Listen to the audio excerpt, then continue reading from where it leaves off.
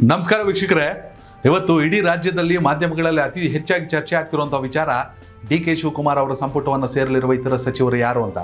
ಬೆಳಗ್ಗೆಯಿಂದ ಟಿವಿಗಳಲ್ಲಿ, ಪೇಪರ್ಗಳಲ್ಲಿ ಆಸ್ಪಿರೆಂಟ್ಗಳ ಲಿಸ್ಟನ್ನು, ಸಂಭಾವ್ಯ ಪಟ್ಟಿಯನ್ನು ನೋಡ್ತಾ ಇದ್ದೀವಿ.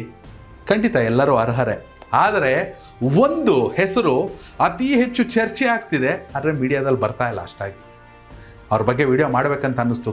ಕಾರಣ ಅವ್ರಿಗಿರುವಂಥ ಅರ್ಹತೆ, ಅವ್ರಿಗಿರುವಂಥ ಯೋಗ್ಯತೆ, ಅವ್ರಿಗಿರುವಂಥ ಅನುಭವ, ಅವರ ಫ್ಯಾಮಿಲಿ ಬ್ಯಾಕ್ಗ್ರೌಂಡ್. ವೀಕ್ಷಕರೇ, ಚಾಮರಾಜನಗರ ಜಿಲ್ಲೆಯ ಕೊಳ್ಳೇಗಾಲ ವಿಧಾನಸಭಾ ಕ್ಷೇತ್ರದ ಹಿರಿಯ ಶಾಸಕರಾಗಿರುವಂಥ ಎ.ಆರ್. ಕೃಷ್ಣಮೂರ್ತಿ ಅವರು ಈ ಬಾರಿ ಡಿ.ಕೆ. ಶಿವಕುಮಾರ್ ಅವರ ಸಚಿವ ಸಂಪುಟವನ್ನು ಸೇರೋದು ಫಿಕ್ಸ್. ಕಾರಣ ಒಂದಲ್ಲ, ಕಾರಣ ಏನಿಲ್ಲ ಅಂತ ಕೇಳಬೇಕು. ಕಾರಣ ಏನಿದೆ ಅಂದರೆ 1000 ಇದೆ. ಚಾಮರಾಜನಗರ ಜಿಲ್ಲೆಯಾಗಿ 30 ವರ್ಷಗಳಾಯಿತು. ಇದುವರೆಗೂ SC ಸಮುದಾಯಕ್ಕೆ ಕಾಂಗ್ರೆಸ್ ಪಕ್ಷದಿಂದ ಒಂದೇ ಒಂದು ಸಚಿವ ಸ್ಥಾನ ಸಿಕ್ಕಿಲ್ಲ.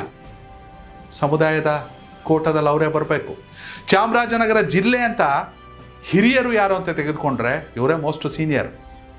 1989ರಿಂದ ಎ.ಆರ್. ಕೃಷ್ಣಮೂರ್ತಿ ಅವರು ಚುನಾವಣೆಗೆ ಸ್ಪರ್ಧಿಸಿದ್ದಾರೆ. ಇಲ್ಲಿವರೆಗೂ 7 ಚುನಾವಣೆಯನ್ನು ಸ್ಪರ್ಧಿಸಿದ್ದಾರೆ ವಿಧಾನಸಭೆಗೆ. ಅದರಲ್ಲಿ 3 ಚುನಾವಣೆಯನ್ನು ಗೆದ್ದಿದ್ದಾರೆ. 2 ಬಾರಿ ಲೋಕಸಭೆಗೆ ಕೂಡ ಸ್ಪರ್ಧಿಸಿದ್ದಾರೆ. 2009 ಅನ್ಕೋತೀನಿ ಬಿಜೆಪಿಯಿಂದ ಲೋಕಸಭೆಗೆ ಸ್ಪರ್ಧಿಸಿದ್ರು. ಆ ಸಂದರ್ಭದಲ್ಲಿ ಕೇವಲ 4002 ಓಟಿನ ಸೋತರು. ಜನತಾದಳ, ಜನತಾ ಪರಿವಾರ, ಸಂಯುಕ್ತ ಜನತಾದಳ, ಜಾತ್ಯತೀತ ಜನತಾದಳ, ಬಿಜೆಪಿ, ಕಾಂಗ್ರೆಸ್, ಹೀಗೆ ಕರ್ನಾಟಕದ ರಾಜಕೀಯ ಯಾವ ರೀತಿ ಬೆಳೆದು ಬಂತೋ ಎಲ್ಲ ಪಕ್ಷಗಳಿಗೆ ಕೂಡ ಇವರು ಅನಿವಾರ್ಯ ಆಗಿದ್ರು. ಆದರೆ ಇಲ್ಲಿವರೆಗೂ ಕೂಡ ಅವರಿಗೆ ಸಚಿವ ಸ್ಥಾನ ಸಿಕ್ಕಿಲ್ಲ.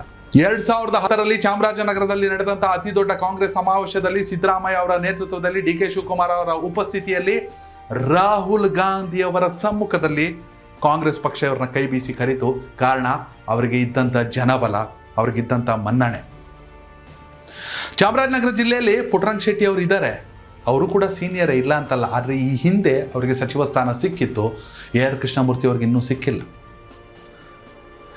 ಇಡೀ ಕರ್ನಾಟಕದ ರಾಜಕೀಯ ಇತಿಹಾಸದಲ್ಲೇ ಯಾರಾದರೂ ಒಂದೇ ಒಂದು ಓಟಿಂದ ಸೋತಿದ್ರು ಅಥವಾ ಒಂದೇ ಒಂದು ಓಟಿಂದ ಸೋತಿದ್ರು ಕೂಡ ಯಾವುದೇ ರೀತಿ ಸಮಸ್ಯೆಯನ್ನು ಮಾಡದೆ ಎದುರಾಳಿಗೆ ಕೈ ಕುಲುಕಿ ನೀವು ಕೆಲಸ ಮಾಡಿ ಅಂತ ವಿಶ್ ಮಾಡಿದ್ರು ಅಂದರೆ ಅದು ಏಕೈಕ ವ್ಯಕ್ತಿ ಎ.ಆರ್. ಕೃಷ್ಣಮೂರ್ತಿ.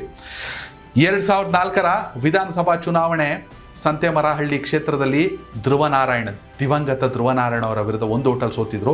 ಇದು ಇಡೀ ದೇಶದಲ್ಲೇ ಚರ್ಚೆ ಆಗ್ತಿರುತ್ತೆ ಅವಾಗವಾಗ. ಎಲ್ಲಕ್ಕಿಂತ ಮುಖ್ಯವಾಗಿ ಇವರ ಕುಟುಂಬದ ಹಿನ್ನೆಲೆ. ಯಾಕೆ ಇವ್ರಿಗೆ ಸಚಿವ ಸ್ಥಾನ ಕೊಡಬೇಕು? ಒಂದು 30 ವರ್ಷ ಆಯಿತು ಜಿಲ್ಲೆಯಾಗಿ SC ಸಮುದಾಯ ಕಾಂಗ್ರೆಸ್ಸಲ್ಲಿ ಸಚಿವ ಸ್ಥಾನ ಸಿಕ್ಕಿಲ್ಲ. ಇನ್ನೊಂದು, ಕಾಂಗ್ರೆಸ್ನಲ್ಲಿರುವಂಥ ಚಾಮರಾಜನಗರ ಜಿಲ್ಲೆಯ ಅತ್ಯಂತ ಹಿರಿಯ ನಾಯಕ, ಇನ್ನೂ ಅವಕಾಶ ಸಿಕ್ಕಿಲ್ಲ. ಈ ಎಲ್ಲ ಕಾರಣಕ್ಕೆ ಅವಕಾಶ ಸಿಗುತ್ತೆ. ಅದನ್ನು ಮೀರಿದ್ದು ಅಂದರೆ ಕರ್ನಾಟಕ ರಾಜಕೀಯ ಕಂಡಂಥ ಅಹಿಂದ ಸಮುದಾಯದ ಅತಿ ದೊಡ್ಡ ನಾಯಕ ಸಿದ್ದರಾಮಯ್ಯ ಅವರನ್ನು ರಾಜಕೀಯಕ್ಕೆ ಕರೆತಂದಿದ್ದೆ ಎ.ಆರ್. ಕೃಷ್ಣಮೂರ್ತಿ ಅವರ ತಂದೆ ದಿವಂಗತ ರಾಚಯ್ಯ ಅವರು. ಚರಣ್ ಸಿಂಗ್ ಅವರು ದೇಶದ ಪ್ರಧಾನಿಯಾಗಿದ್ದಾಗ ರಾಚಯ್ಯ ಅವರು ಕೇಂದ್ರದಲ್ಲಿ ಕೈಗಾರಿಕಾ ಅಭಿವೃದ್ಧಿ ಸಚಿವರಾಗಿದ್ದರು.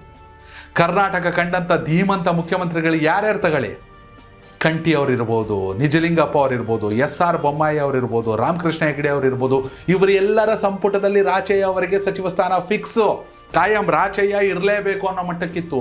ಅಂಥ ಧೀಮಂತ ನಾಯಕ ರಾಚಯ್ಯ ಎ.ಆರ್. ಕೃಷ್ಣಮೂರ್ತಿ ಅವರ ತಂದೆ.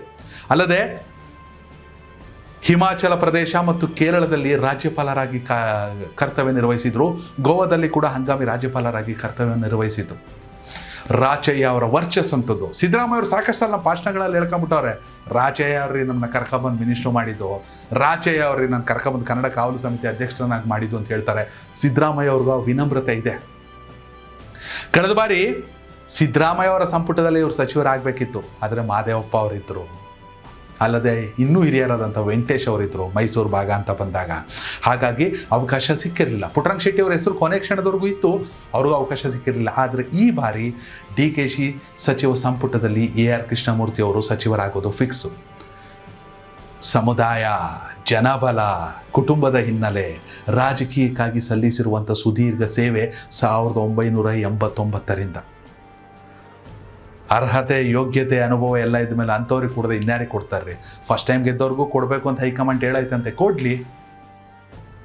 ಆದರೆ ಅನುಭವ ಅಂತ ಬಂದಾಗ ಖಂಡಿತವಾಗ್ಲೂ AR ಕೃಷ್ಣಮೂರ್ತಿ ಅವರು ಸಚಿವರಾಗ್ತಾರೆ ಅನ್ನೋ ಚರ್ಚೆ ನಡೀತಾ ಇದೆ. ಇನ್ನು DKಶಿ ಅವರ ಜೊತೆಗಿನ ಒಡನಾಟ ಅಂತ ಬಂದಾಗ DK ಶಿವಕುಮಾರ್ ಅವರು ಆರಂಭಿಕ ದಿನಗಳು 1994ರಲ್ಲಿ 94ರಲ್ಲಿ ರಾಜಕೀಯಕ್ಕೆ ಬರುವಂಥ ಸಂದರ್ಭದಲ್ಲಿ AR ಕೃಷ್ಣಮೂರ್ತಿ ಅವ್ರಿಗೆ ಬಂದ್ರಂತೆ ಹೇಳಿದ್ರ, ಬನ್ನಿ ARಗೆ ಪಕ್ಷ ಕಟ್ಟೋಣ, ರಾಜ್ಯ ಆಳೋಣ ಅಂತ ಹೇಳಿದ್ರಂತೆ.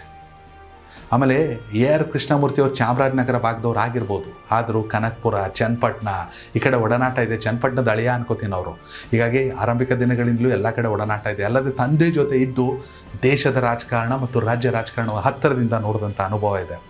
ಹೀಗಾಗಿ AR ಕೃಷ್ಣಮೂರ್ತಿ ಅವರು ಸಚಿವರಾಗ್ತಾರೆ ಅನ್ನೋ ಚರ್ಚೆಗಳು ಎಲ್ಲ ಕಡೆ ಜೋರಾಗಿದ್ದು. ದಯವಿಟ್ಟು ನೀವು ಕಾಮೆಂಟ್ ಮೂಲಕ ತಿಳಿಸಿ ಯಾರೆಲ್ಲ DK ಶಿವಕುಮಾರ್ ಅವರ ಸಂಪುಟವನ್ನು ಸೇರಬೇಕು. ಧನ್ಯವಾದಗಳು. ಕನೆಕ್ಟ್ ಕರ್ನಾಟಕ, ಇದು ನಿಮ್ಮ ನೆಟ್ವರ್ಕ್.